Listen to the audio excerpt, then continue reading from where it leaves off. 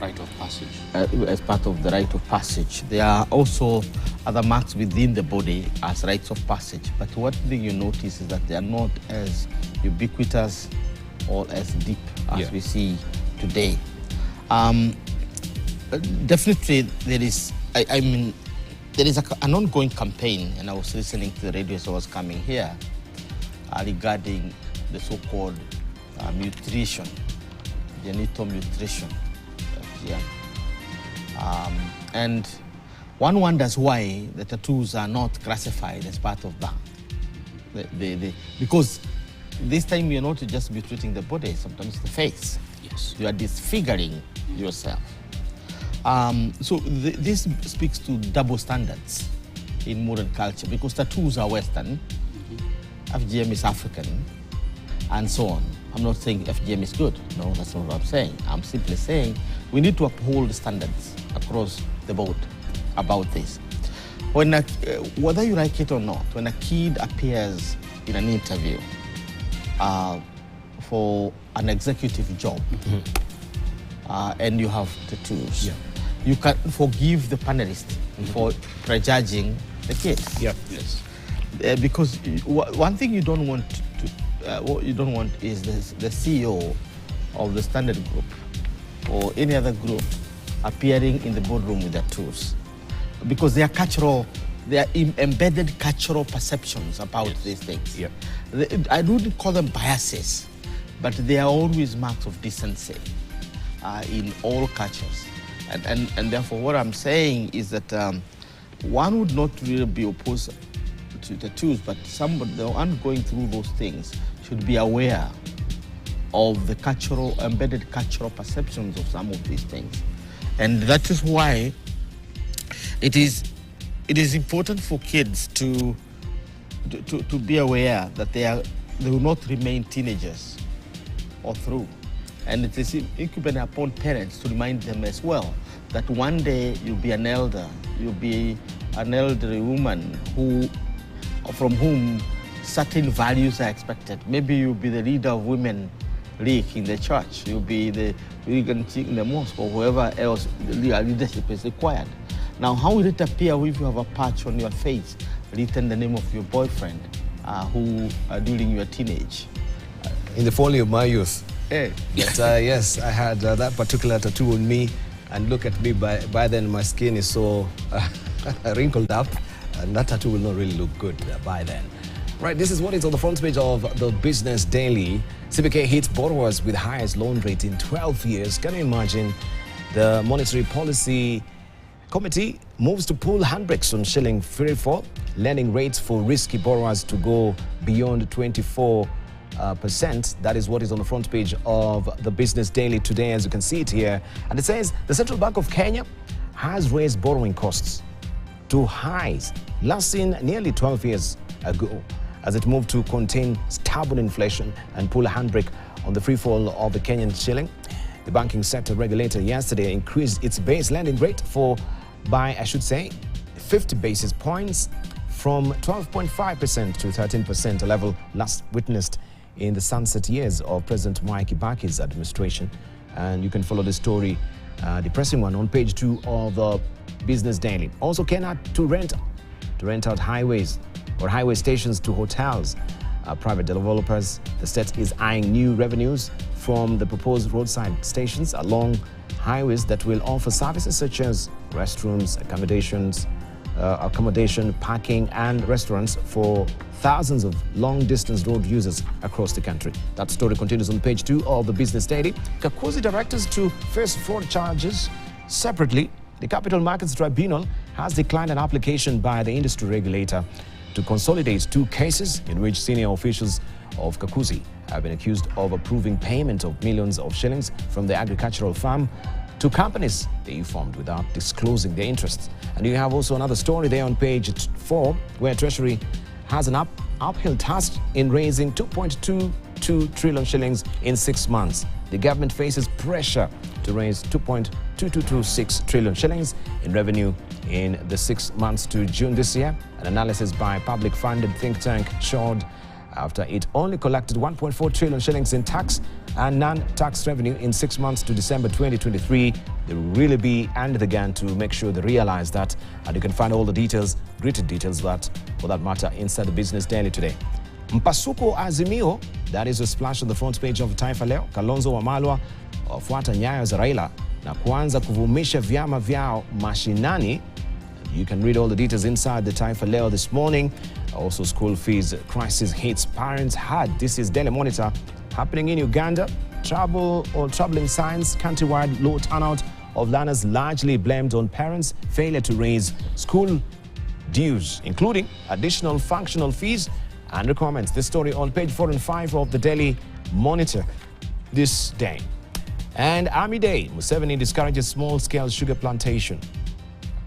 You can see an incident here of President Museveni inspecting troops during Tarehe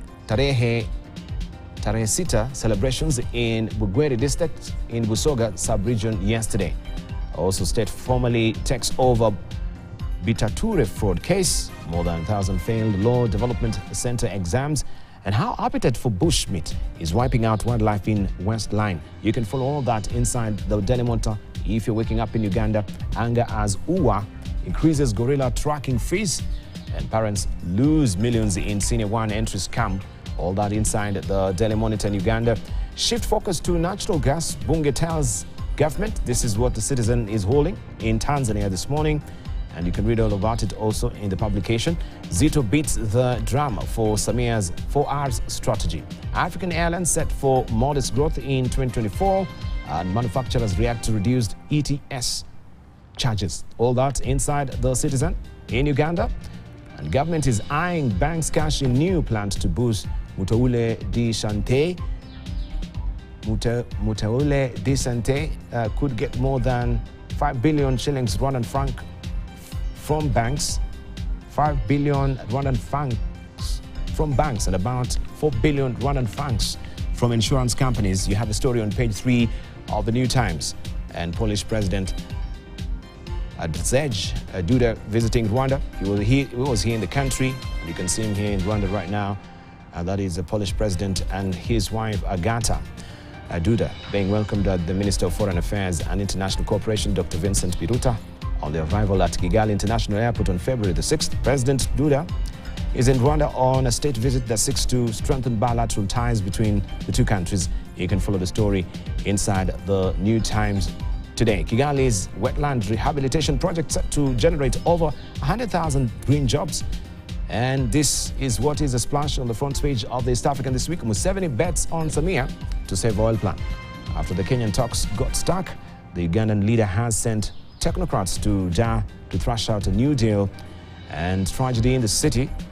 This is also inside the East African this week. The Muradi village there and the explosion. You can read all the details there. We'll run you by the story to just discuss a bit of it, and then we delve deeper on matters international relations. Honeymoon is over. Ruto faces hostile stronghold.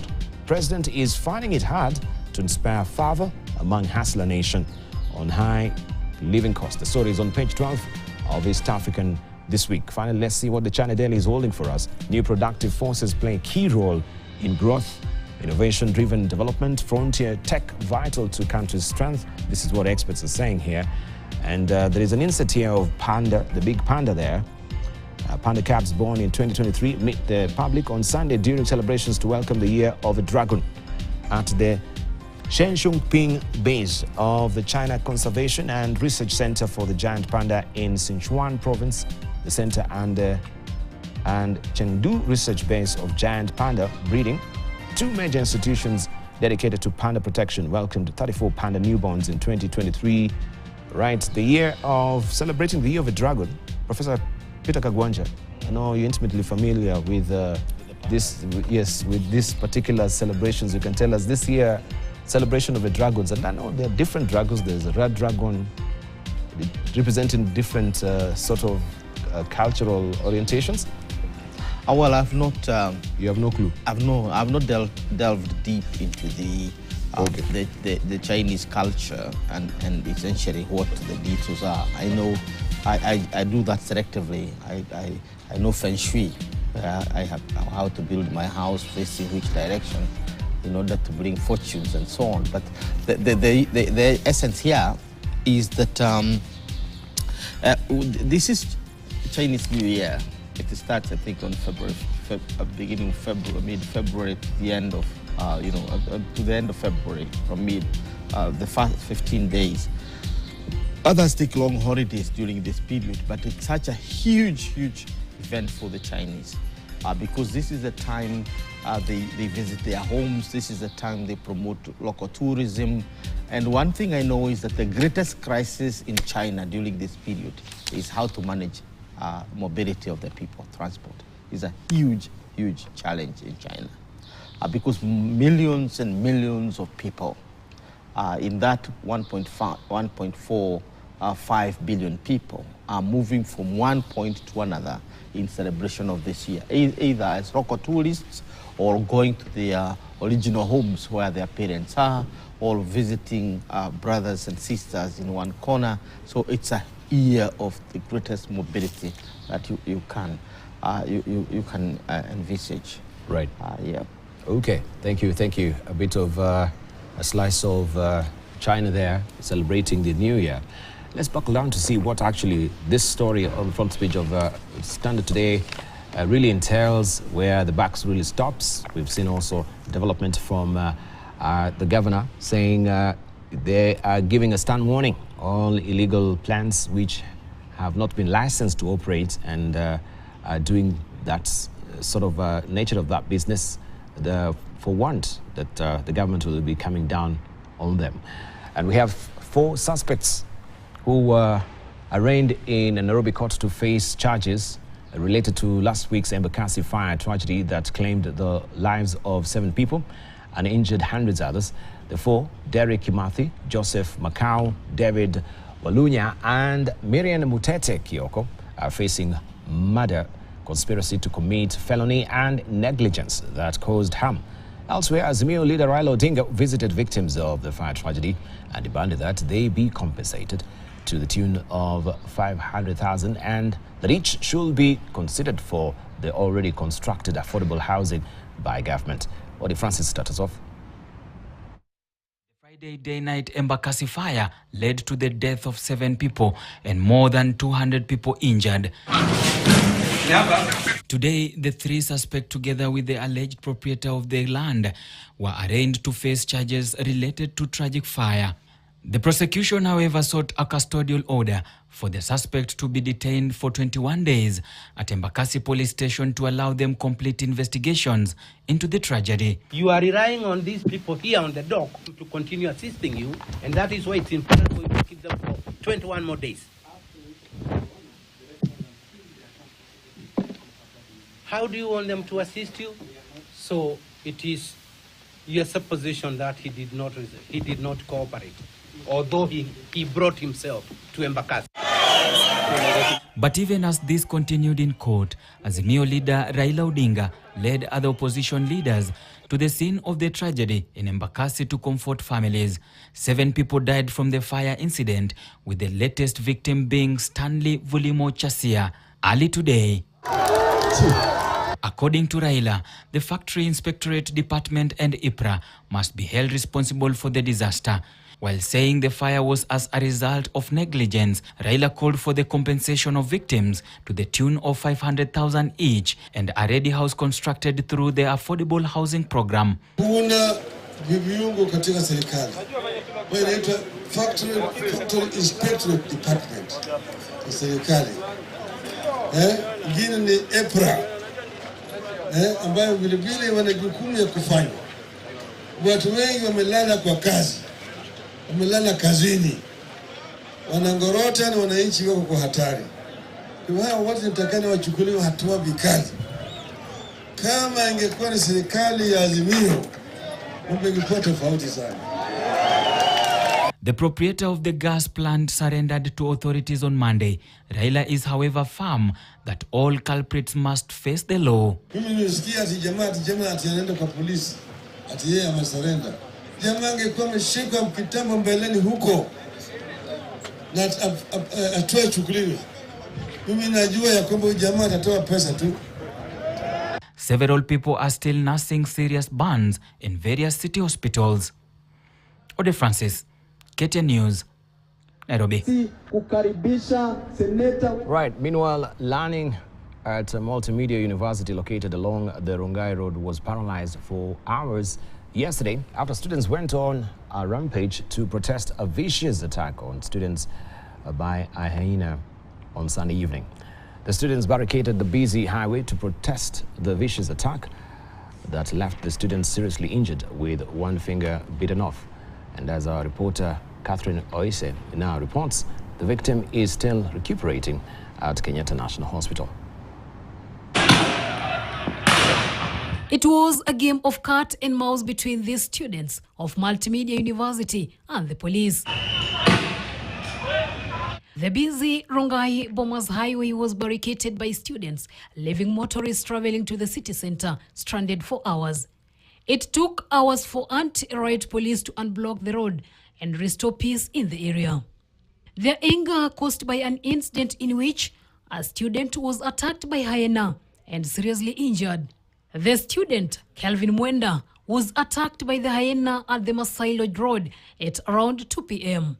The second-year student of Multimedia University lost a finger during the savage attack by the roaming animal suspected to have strayed from Nairobi National Park. According to the students, the attack is not the first by wild animals. They accuse the Kenya Wildlife Service, located opposite their campus, of negligence. Kevin Mwendwa has been attacked by a hyena, and there are many cases about hyenas attacking students, and also have been security in Bangla, but the security around this area is not doing anything about the students. Either wahamishe National Park ama Multimedia University. Pisi si chakula ya comrade. Watapie pisi chakula yao. Ni Ole Kasasi. Huko Ole Kasasi ni mahali ma residents wanaishi. Si eti ni mpaka ya KWS ama useme ni eti ni mpaka ya KWS na watu. Ole Kasasi ni katikati kwa nini kwa residents. Lakini fisi kaenda mpaka huko, ikatoa huko, ikamwingiza. They lamented over frequent invasion of their campus by wild animals from the nearby park. Mwenda was rushed to Wama Hospital and later transferred to Kenyatta National Hospital, where he is currently receiving treatment. But in a statement issued Tuesday, the Kenya Wildlife Service clarified that 2 people, including the student, were attacked by hyena. The statement adds that its personnel responded quickly and managed to take the injured to hospital. KWS in the statement added that they discovered partial remains of a human being killed at the scene. The family of the deceased has been notified. The KWS has asked people living near the area to be vigilant as it was an unfenced animal corridor.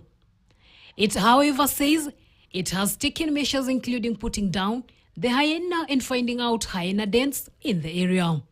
Oise Catherine, KTN News, Multimedia University.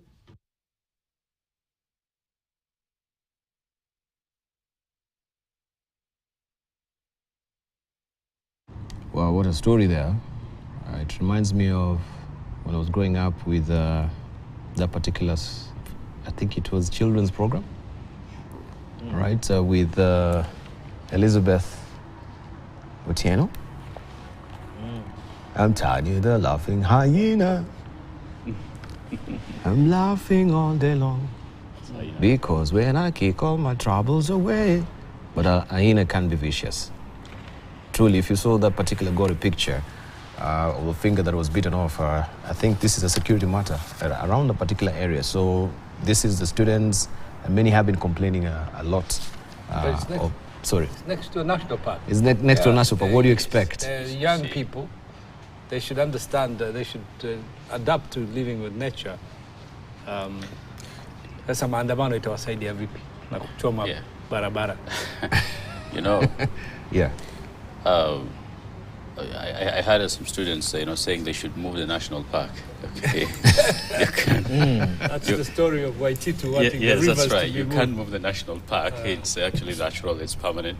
You can only move the institution if you must. It's just a planning.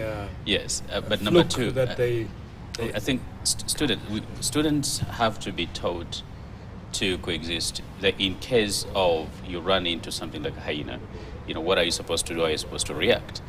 Because hyenas generally, they're very scared animals when it comes to humans. They just don't come and attack you. And so what circumstance contributed to that, what has been going on, I think is important. But when we encroach on nature's habitat, there are going to be consequences for that. Now, some of our communities, or Gieks and some Maasais, they existed with animals for a very, very long time.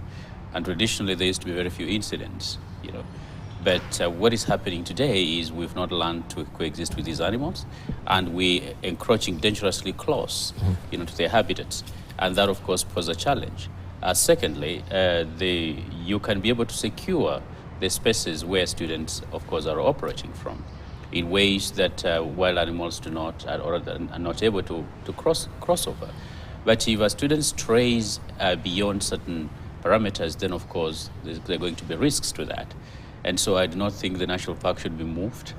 It's just that more precautions need to be taken, and they need to be more sensitization of students, but also ensuring that they secure the environment where students are staying so that we don't have such incidents. But protests, of course, are not going to help much. They may raise a little bit of awareness, but I think it's incumbent upon the institution to take certain measures because the national park is not going away. Right. It makes me feel, it reminds me of an incident when I was teaching at Moi University in Eldoret, somewhere deep into Cheptilet. And the students went on strike, and the teachers were also on strike. I remember it was 1993. And one of the senior members of staff, I think a native of the area, he simply made a comment in one of our halls that this university would be a very good university without students and teachers and lecturers. And we reflected on that. Then you wouldn't have a university without students and lecturers who don't have a university. It's the same thing with this university, that a multimedia university basically is within the vicinity of a park, and the park is more permanent than the university. Yes. I think what is missing in this case are tips on how to deal with animals, because that should be part of the package of the university in terms of preparing for its existence next to the park. We used to have events in one hotel in Naivasha, and buffaloes and hippos were just within the vicinity, but they would not come to the hotel during the day. They would only come from a certain time, and animals have body clocks. Yes. So they don't start showing up until a certain time. And the warders, the guards were very well trained, and therefore when you're moving from the main hotel to your residence where you're living, you are actually guided that, well, if it comes towards you, don't run away, just stay still. You're told what to do, and of course you'll be escorted to your place. I have never had any case reported, and that place has leopards, has hippos, have buffaloes, have everything. Why? Because there are tips, and everybody is prepared for that. So I would say that there need to be preparation for all those residences that are around the park, because as Dr. Hanyenje indicated, Africans across the board, whether they are Maasais or Gieks, Kikuyus, or whatever, those who live around animals have done that for thousands of years, and they know how to live with them. They know how Maasais know how even to deal with the lions.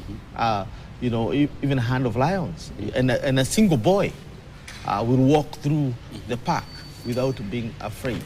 So in short, I would say that there is lack of education on how to deal with our environment, because our environment has not changed.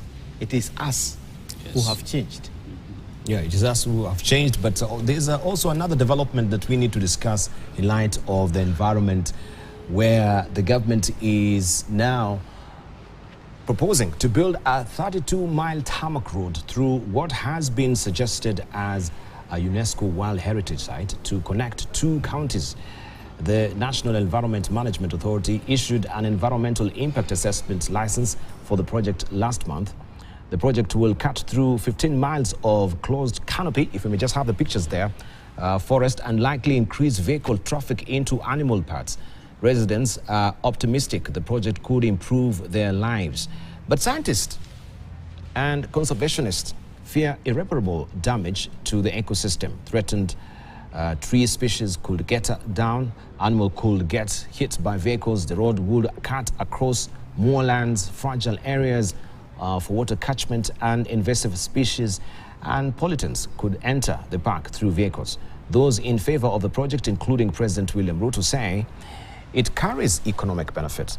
The Aberdare Range provides most of the water used in the capital, Nairobi, and also supplies water to the 7 Fork hydroelectric power stations, key generators of electricity in the country. The forest reserve also has some of the fewer than 100 remaining critically endangered mountain bongos in the world, alongside rhinos, elephants, buffaloes, lions, I should say, leopards, and others.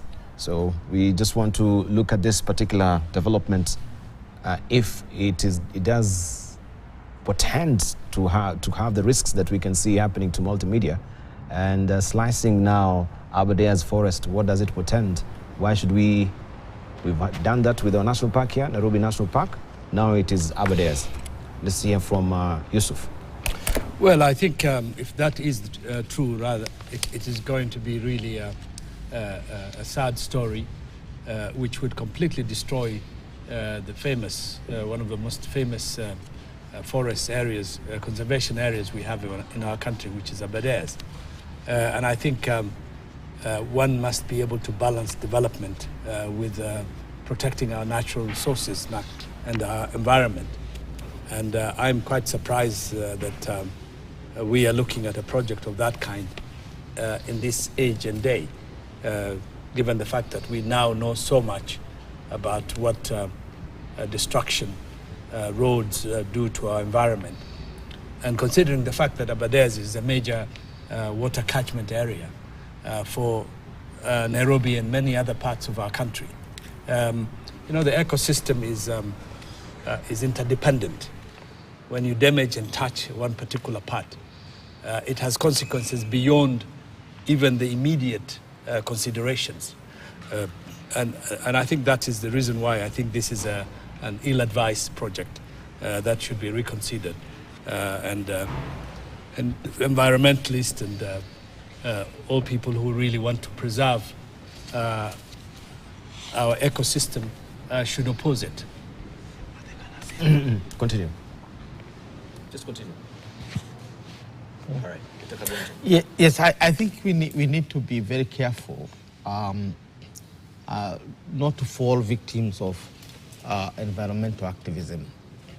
This road is not new, to the best of my knowledge, and I will defend it because it's supposed to link my county of Murang'a to Nyandarua. It is originally 34 kilometers. It's online. They call it. It was previously called the Mombasa Road.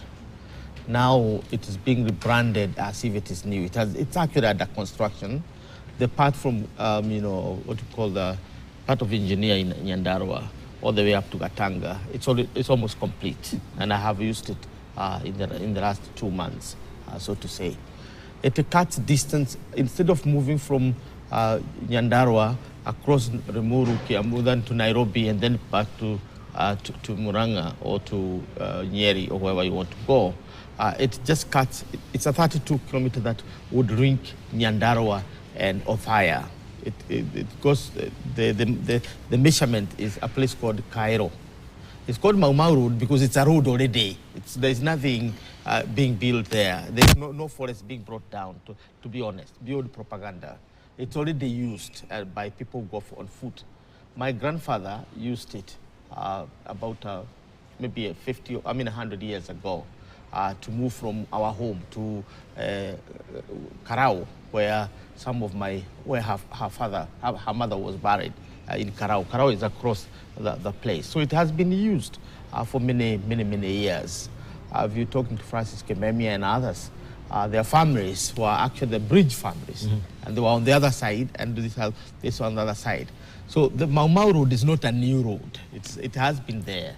I think it's the idea of making it a highway that has been in contest. I remember a Muzungu friend, I think from the United Kingdom, hosted me for lunch, and wanted me to air my views on this because it's going to be environmental damages. And I said, well, we are part of the environment as human beings. I think it's how we are controlled that's going to make a difference. Now, the other thing is, go to any part of Western countries, and you find roads cutting through specific environmental areas. What they do is build the roads in a manner that they don't, put animals in jeopardy, including underpasses. And that is what happened with this railway, the SGR, which people keep talking about. The SGR is actually more of a rad bridge than a railway. It's a rad bridge, because in many parts it's going to almost 120 kilometers on air. That is, they normally make a joke that the railway was built, particularly across the Savo, in a manner that is taller than the tallest giraffe known in history. The name of the giraffe was George. And George was measured, I think, I don't know how many meters. And therefore, the ancestors of George will be able to get under. And that's what made this railway expensive, because of environmental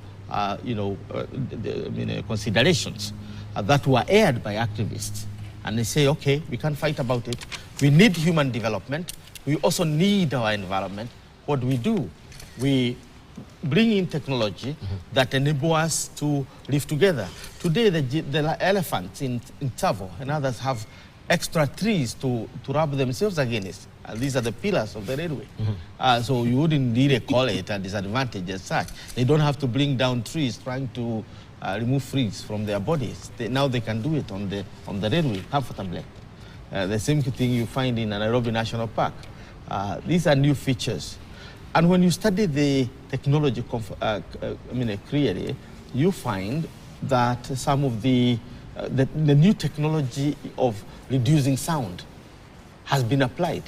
We carried out a study last year on the SGR, and the environmental section of the study literally amazed me because it was done by my staff.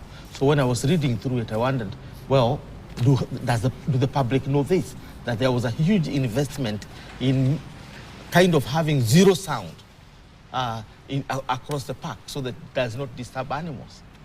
So it is not about stopping things, because 3/4 of this country is what they can call wild. Does it mean we need to relocate and move to Tanzania, or what do we do with ourselves? The challenge of Kenya is not to leave the country. It is to create, to adopt technology that enable us to coexist comfortably with our environment. And our great-grandfathers have used it. The Mau Road is not new. Now they are calling it a road cutting to the Abadeas. They want to remove the word Mau because that bridge was closed. Because the previous government of Uhuru Kenyatta and the government of William Ruto had agreed that they are going to build the road. I live there. I am only my home in Ruathia is only 15 kilometers from the Abadea forest at the foothold. The elders of the region have a place called Wanjerere, which is inside the forest. And when you are getting into the forest, you tiptoe. You don't cut a tree. There are regulations. When you have a panga, you don't cut a tree. You just preserve it. You remove it. So I am kind of saying, let's not be too activist to the point that we think that the human beings are the wrong ones here, that the right people here are what they call the environment. And we emotionalize all bongos, all these. We are reclaiming those areas. Indeed. And I have said, told you, I built a 3.5 acre dam in that area, which never existed. What we have started seeing are new birds that we've never seen, that have not been seen by people who have lived there for almost, 100 years. Thank you. So people are also contributing to the conservation. They're not just destroying. So the fact that also we have NEMA giving the license after doing the environmental impact assessment. Does that really goes to show that the broadside declarations are made by the executive sometimes makes some of these agencies or institutions toe the line because the president has spoken, and you've seen that happening before. It is so hard, you as a director general of NEMA, to go against the grain. So you give an environmental impact assessment that the roads should cut through Aberdares, looking at the entire ecosystem there as we're just speaking, and what we've seen with the hyenas at multimedia. Because if you have roads, automatically what really comes with the territory is human habitation around it. I mean, businesses will be around it. People will build houses, of course, properties and business, also shops will be set up there, so to speak. What does it really portend moving forward? Even for that critical water catchment area. It's a water tower, it's one of the water tower. It's a UNESCO heritage, so to speak. Do we consult, do we seek advice when we're coming up with these projects, or when these things are pronounced, or this is just for political expediency?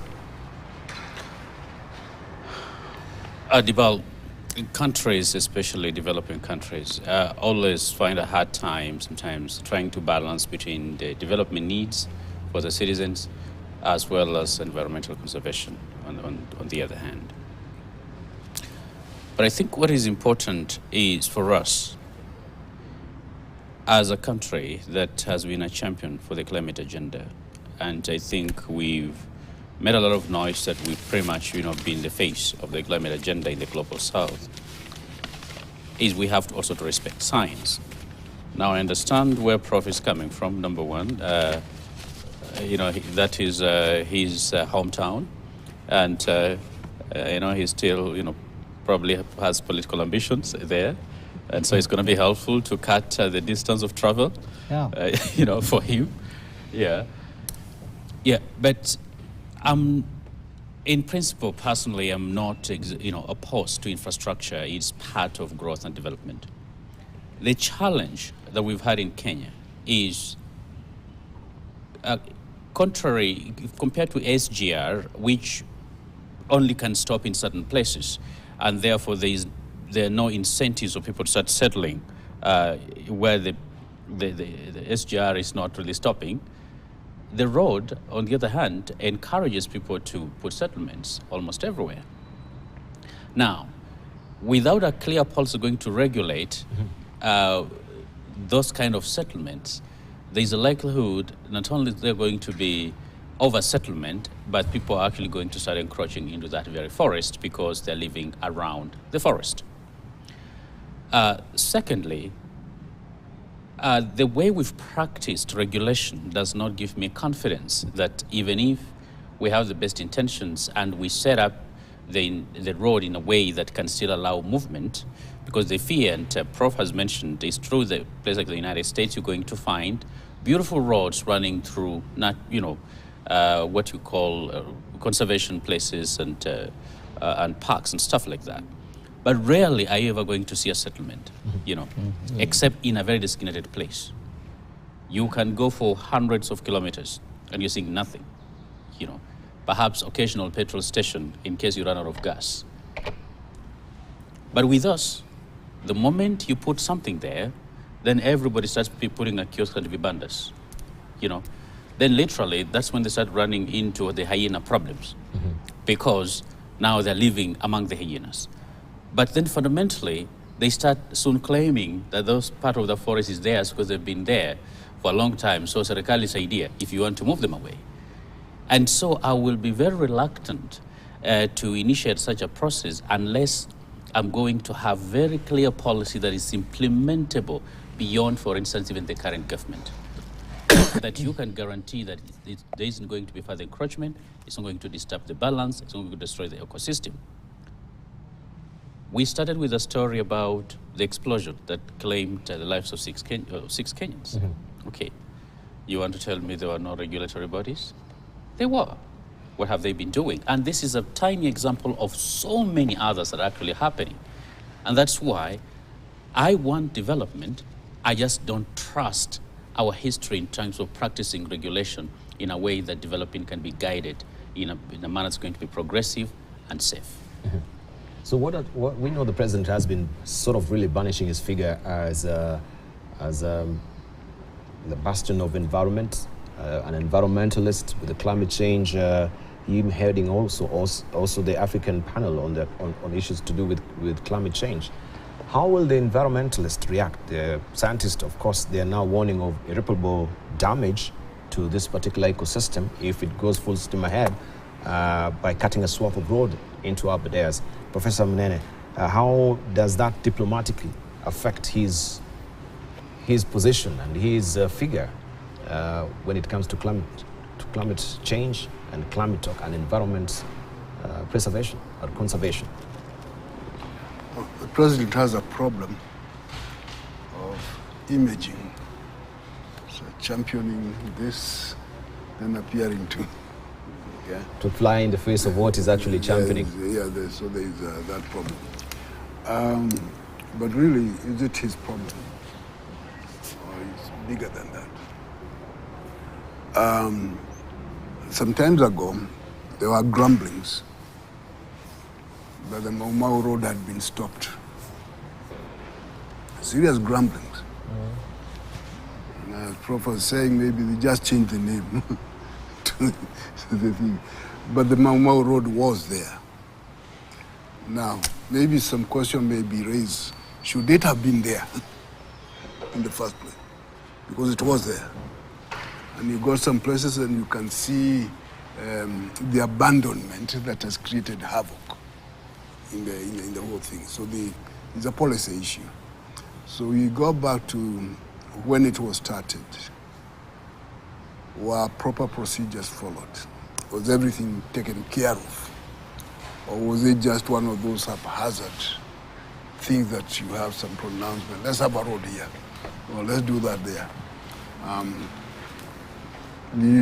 I think the road is necessary. I think it should be, if there are some problems along the way, should be taken care of. And the outline is already there. People can see it. Here it is. So how do you mitigate it? Changing the name of this project, well, that's political. It's nothing else, it's just political. As to whether it looks good or not is another matter. Maybe there is need for a comprehensive assessment of infrastructural needs across the country. And there's a lot of infrastructure needs, connecting one point to another. If I had my way, every county capital would be connected with another county capital by dual carriageways. Every one of them. That will require a lot of thinking, which is not there right now. And in the process of that thinking, you take care of some of these concerns. The animals must be taken care of. The vegetation must be taken care of. And the humans must also be taken care of. So it's a balancing act. We have a lot of people who are experts, some in name and others in reality. So when they clash in their different expertise, you have a state of confusion. And the Aberdares is not the only place where people have raised issues. So we keep on hearing about what the Masai Mara, Yeah. And the project was started. It's going on. It's not going to start.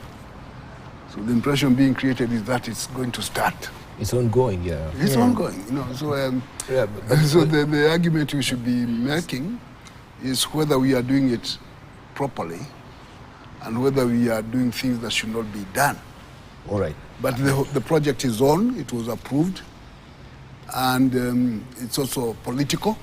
Yeah, that's what I'm asking. Is it Yeah, because, it's political. Yeah, because if we go to history of it, and we want to take a short break there, but just think about it. Yeah. We had the Kenya Forest Service, the Kenya Wildlife Service, and the National Environment Management Authority declining, which I'm surprised that it had declined before. So what has changed from the environmental impact assessment from NEMA, that now it is giving the green light to go full steam ahead with this? They're saying it declined to give the Kenya National Highways Authority the green light to proceed with the project. And of course, this compelled Kenya to suspend the tender notice that was last year, last September, as it pursues the necessary approvals. In fact, that was in 2022. And the two agencies vehemently objected to the projects, of course, for the reasons given, that the ecosystem will be adversely affected. So that's what I want to understand. Did they object before the project started or after it started? Because there is a confusion here. There is a lot of confusion. That's what I'm asking. Is it a political push? And what is the political, reasons behind this particular project at the end of the day? As I have allow me to take a short break. When we circle back with that, we just try and peruse this, and what does it do to our image as,